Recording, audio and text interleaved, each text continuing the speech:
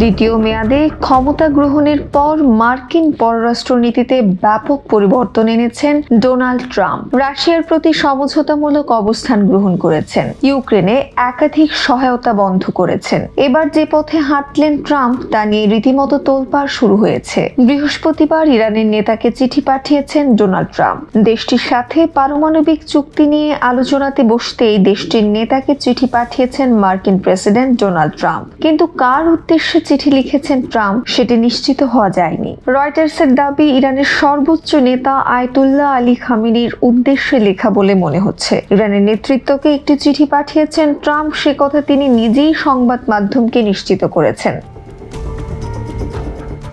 শুক্রবার ফক্স বিজনেসকে দেয়া সাক্ষাৎকারে ট্রাম্প নিজেই এ কথা জানিয়েছেন। তিনি জানান, তিনি ইরানের সাথে পারমাণবিক চুক্তি নিয়ে আলোচনা করতে চান। একটি সূত্র রয়টার্সকে জানিয়েছে, যুক্তরাষ্ট্র ও ইরানের মধ্যে মধ্যস্থতার প্রস্তাব দিয়েছে রাশিয়া, কারণ মস্কো তেহরানকে পারমাণবিক কর্মসূচি নিয়ে উত্তেজনার শান্তিপূর্ণ সমাধানে সম্ভাব্য সবকিছু করার প্রতিশ্রুতি দিয়েছে। এর আগে গত সপ্তাহে রুশ প্রেসিডেন্টের মুখপাত্র দিমিত্রি পেসকভ বলেছিলেন, যুক্তরাষ্ট্রের সঙ্গে তারা ইরানের পারমাণবিক কর্মসূচি নিয়ে আলোচনা করবে। পেসকভ বলেন, রাশিয়ার অবস্থান হলো ইরানের সঙ্গে পারমাণবিক নথির সমস্যাটি শান্তিপূর্ণ রাজনৈতিক ও কূটনৈতিক উপায়ে সমাধান করা উচিত। আমরা বিশ্বাস করি যে সমাধানের সম্ভাবনা রয়েছে, কারণ ইরান আমাদের মিত্র, আমাদের অংশীদার। তিনি জোর দিয়ে বলেন, ইরান এমন একটি দেশ যাদের সাথে আমরা ব্যাপক পারস্পরিক উপকারী ও সম্মানজনক সম্পর্ক বিকাশ করছি এবং রাশিয়া এর জন্য সম্ভাব্য সবকিছু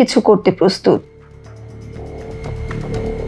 যুক্তরাষ্ট্র এ বিষয়ে অবগত। ফক্স বিজনেসকে দেয়া সাক্ষাৎকারে ট্রাম্প বলেন, আমার মনে হয় তারা এই চিঠিটি পেতে চায়। আমি বলেছিলাম, আমি আশা করি আপনি আলোচনায় বসবেন, কারণ এটি ইরানের জন্য অনেক ভালো হবে। তিনি আরো বলেন, ইরানকে মোকাবেলা করার দুটি উপায় আছে, সামরিকভাবে অথবা আপনি একটি চুক্তি করুন। আমি একটি চুক্তি করতে পছন্দ করব, কারণ আমি ইরানকে আঘাত করতে চাই না। তারা মহান মানুষ। অন্য বিকল্প হলো আমাদের কিছু একটা করতে হবে, কারণ আপনি আরেকটা পারমাণবিক অস্ত্র তৈরি করতে দিতে পারেন না। ট্রাম্পের এমন বক্তব্য নিয়ে মন্তব্যের অনুরোধ করা হলে ইরানের পররাষ্ট্র মন্ত্রণালয় থেকে তাৎক্ষণিকভাবে কোনো প্রক্রিয়া পাননি রয়টার্স। হোয়াইট হাউসও তাৎক্ষণিকভাবে এ বিষয়ে কোনো অনুরোধের জবাব দেয়নি। ট্রাম্প তার প্রথম মেয়াদে 2018 সালে ইরানের পারমাণবিক চুক্তি থেকে বেরিয়ে আসেন। ইরানকে পারমাণবিক অস্ত্র তৈরি থেকে বিরত রাখার জন্য এটি একটি বহুজাতিক চুক্তি ছিল।